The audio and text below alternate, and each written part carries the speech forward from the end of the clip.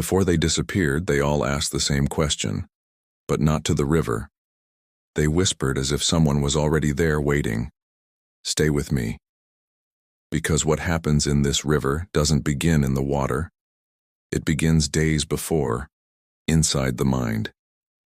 And when you recognize the pattern, you'll understand why some people should never have listened. Some mysteries don't announce their presence.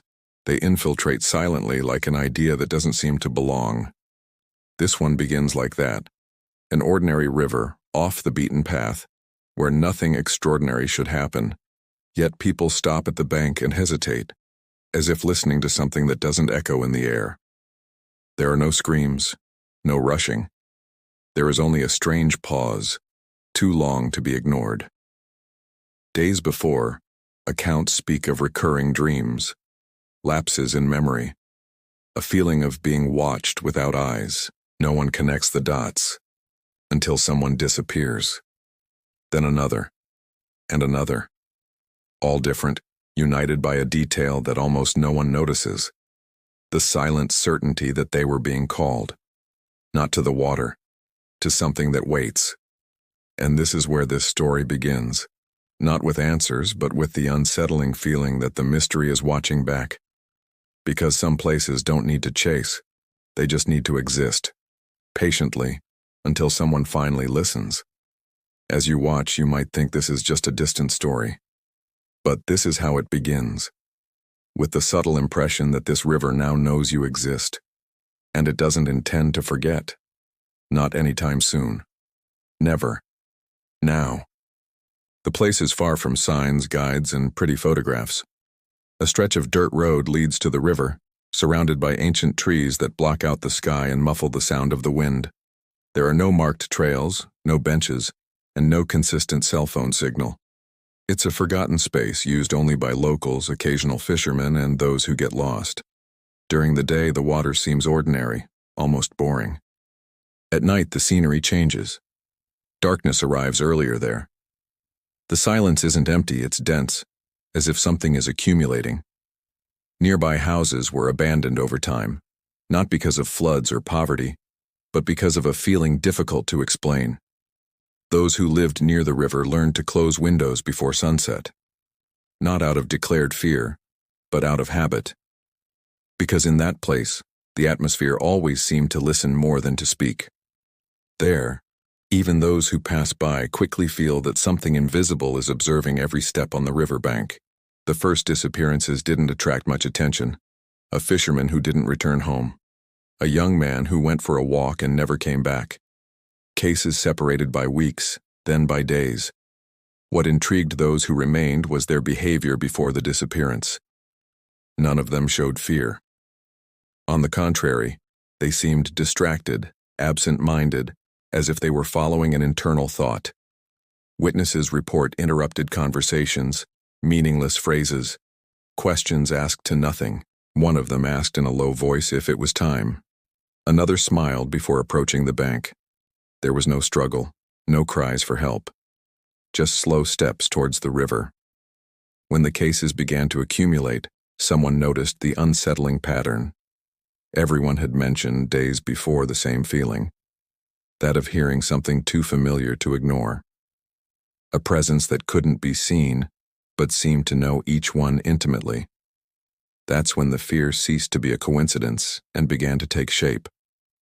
The strangeness lies in the details that no one immediately notices. It's not the disappearance itself, but the moment before, when those affected stop, look at the water, and take a deep breath, as if recognizing a voice that no ear should hear. Witnesses describe small fissures in reality, leaves trembling without wind, reflections that don't correspond to what they should reflect, shadows that extend beyond the body. Some speak of murmurs, names whispered with precision, and the sensation of being observed from within their own thoughts. This instant is brief, almost imperceptible, but it's enough for the observer to feel a shiver. Something is trying to enter the mind of whoever approaches. And after that, everything changes. Hesitation becomes curiosity, curiosity becomes action, and the water, previously silent, seems to pull. It is at this point that the river ceases to be just a river It begins to choose who will respond.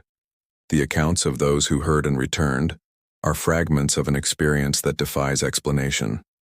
An elderly man recounts hearing his own name whispered, so clearly that he believed it was someone close calling him. A young woman describes a melody of ancient voices, as if memories of others were traversing time to reach her. All describe the same sensation. The water doesn't move, but there is an irresistible invitation, a silent promise that cannot be ignored. Some report brief visions of indistinct figures on the banks, subtle gestures that disappear when they blink. Others feel emotions they don't recognize as their own, fear mixed with curiosity, sadness with desire.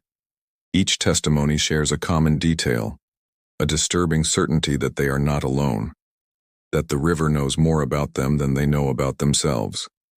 Those who return carry a partial memory, fragments of an enigma that remains incomplete and unsettling. If this story gave you chills, leave a like now and show that you too heard the whisper of the river. Comment below. Would you have the courage to hear your name coming from the river? Or would you have run away without looking back? The invisible effect on individuals is silent, yet profound. Those who approach the river report subtle changes in behavior, repetitive thoughts and dreams that seem to unearth buried secrets. Some begin to hear whispers even far from the water, small voices that echo during the day or night, blurring memory and reality. Nightmares become common. People they've never met appear calling their names. Familiar gestures mingle with unfamiliar figures. Anxiety grows for no apparent reason, and simple decisions become difficult, as if something were pulling the mind away from the present. Some feel an irresistible pull to return to the river, even without understanding why. Gradually, the perception of normality becomes distorted, and what was once a commonplace place transforms into a mental territory from which escape is almost impossible. The community soon realized something strange was happening, even though no one dared speak openly. Stories circulated in whispers in the markets, schools, and small cafes by the dirt road. Longtime residents avoided the riverbank at night, inventing excuses not to leave their homes while young people were drawn to the mystery. Ignoring silent warnings, fear spread subtly, creating a tacit pact. Don't ask too many questions. Don't approach the river alone. Don't comment on what you heard. Informal meetings discussed disappearances with restrained nervousness, as if uttering certain words could attract the river's own attention. Curiosity and terror coexisted, keeping everyone on the edge of a psychological precipice. Gradually, the community learned to live with the mystery, respecting the invisible presence that seemed to determine who could approach and who could not. Authorities and scientists pored over the case, but found only gaps and inconsistencies. No audio recordings captured the voices, no cameras recorded unusual movements, and physical measurements of the river indicated nothing out of the ordinary. Official reports described disappearances as accidents or illusions of the mind, while independent studies attempted to find patterns in the accounts, the riverbanks, and weather conditions, without conclusive success. Institutional denial contrasted with growing fear among residents and visitors. Researchers discussed among themselves the impossibility of explaining the phenomenon without touching on the psychological dimension or, perhaps, something that defies human comprehension. The river remained untouched, silent and indifferent, as if mocking any attempt at logic, showing that not all investigations can penetrate certain mysteries. Over the years, a pattern began to emerge. It wasn't random who heard or disappeared.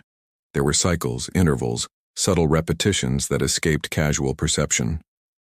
Witnesses shared similar details, the same hesitation before the bank, the same imperceptible whisper, the same shiver that settled on the nape of the neck.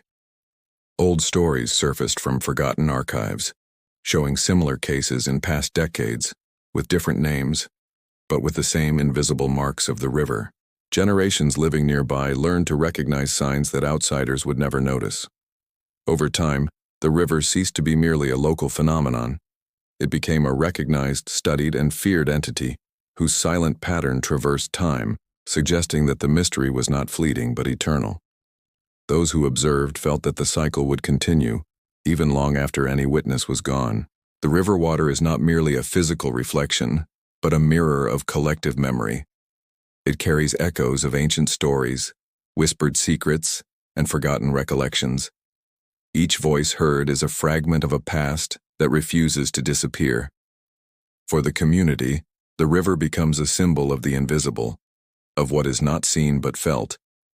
It translates fear, desire, and curiosity into something tangible, transforming individual experiences into a shared narrative, connecting technology, tradition, and memory in a disturbing and silent way. The camera glides across the black surface of the river, reflecting the moon and shadows that stretch without origin. Each step on the bank is captured in close-up, trembling hands touching the water, breaths mingling with the profound silence. Small movements, falling leaves, almost imperceptible waves gain prominence while faint whispers infiltrate the ambient sound. The night lingers. Darkness embraces everything, and distant echoes seem to traverse time. Each frame builds tension, suggesting invisible presences, transforming the river into a living, silent, and seductive character that calls without revealing itself. Why do some listen and others don't? Perhaps the river doesn't choose randomly, but perceives vulnerabilities, memories, or hidden desires.